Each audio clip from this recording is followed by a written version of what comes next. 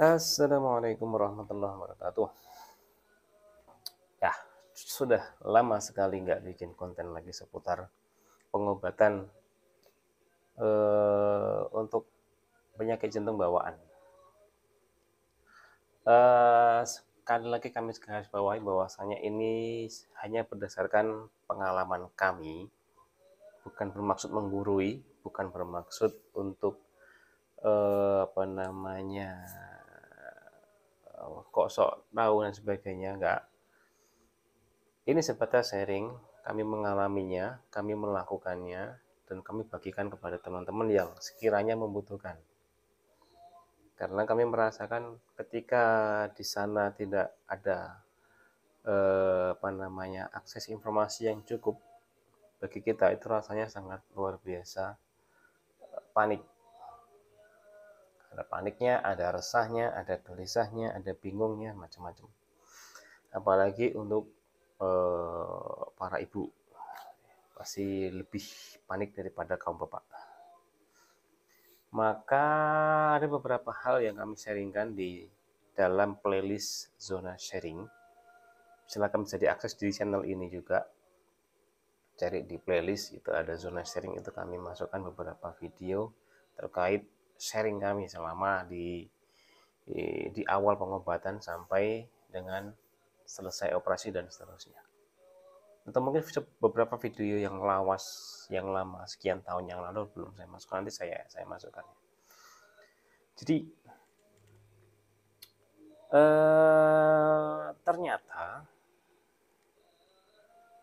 ada satu video yang cukup banyak ditonton.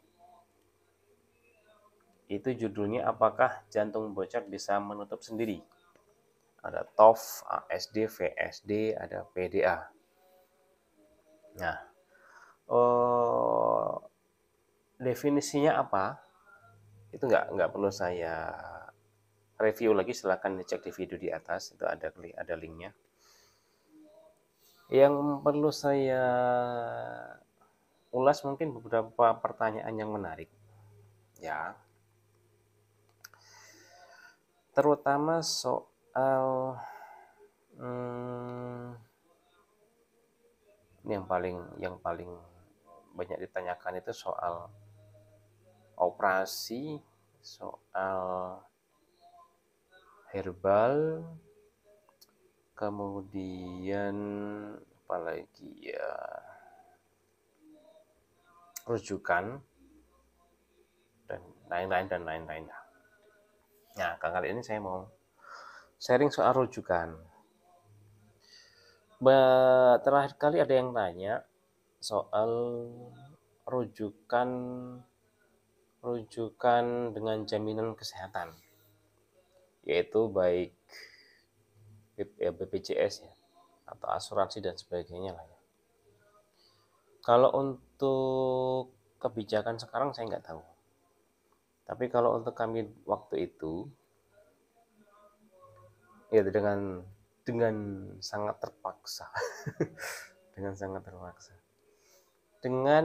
menggunakan jaminan kesehatan BPJS, bisa dibilang waktu itu memang seluruh pengobatan, obat-obatan, pemeriksaan,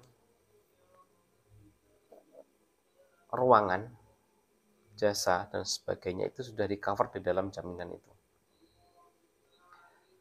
Mau kelas berapapun, kelas 1, kelas 2, kelas 3 tetap mendapatkan perlakuan atau pelayanan yang sama.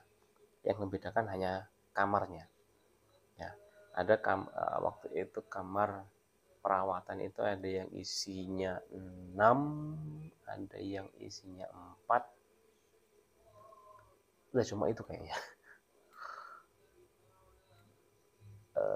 Kalau yang kelas yang di atasnya ya saya nggak tahu. Tapi kalau untuk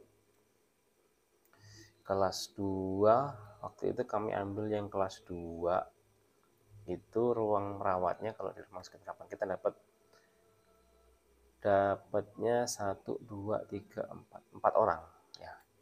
kelas 2 waktu itu ada 4 orang di dalam satu ruangan. Kalau kelas 3 kalau nggak salah ada 6 atau berapa gitu. Ya nggak jauh beda lah, nggak jauh beda. Untuk rujukan itu sebenarnya cukup sederhana, cukup simpel. Tinggal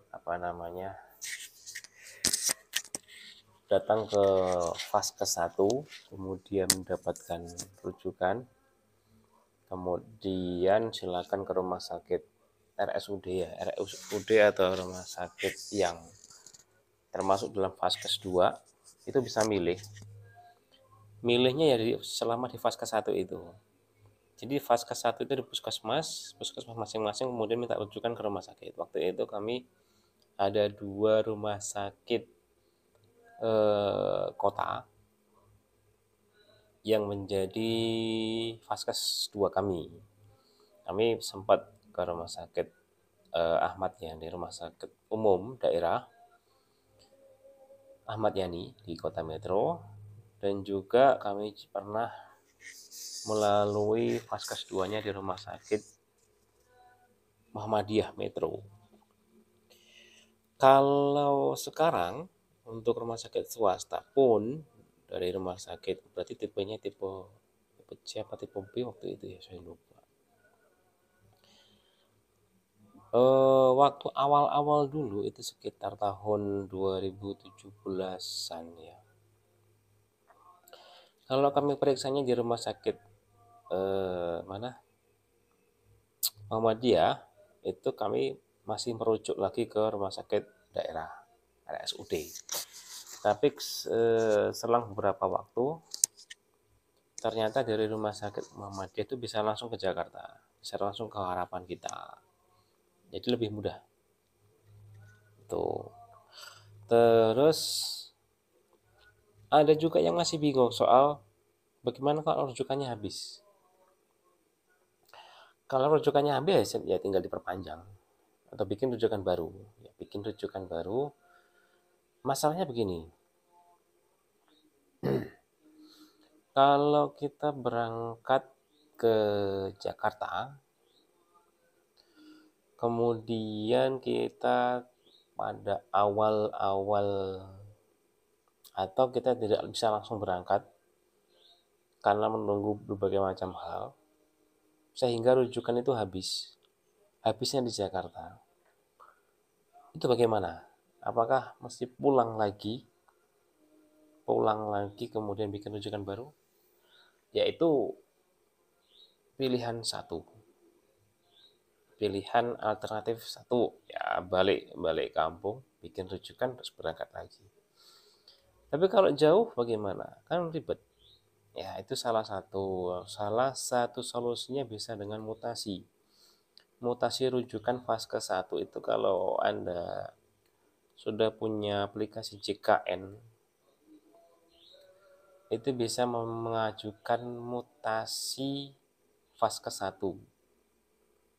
Ya, Vaskes 1-nya dipindah ke Jakarta itu bisa. KTP-nya gini tetap KTP sesuai dengan yang sudah ada, nggak perlu diganti KTP. Jadi KTP-nya dimanapun, Vaskesnya dimanapun tetap bisa dilayani. Cuma memang harus mengubah Vaskes 1 yang ada di data JKN-nya. Itu seputar rujukan.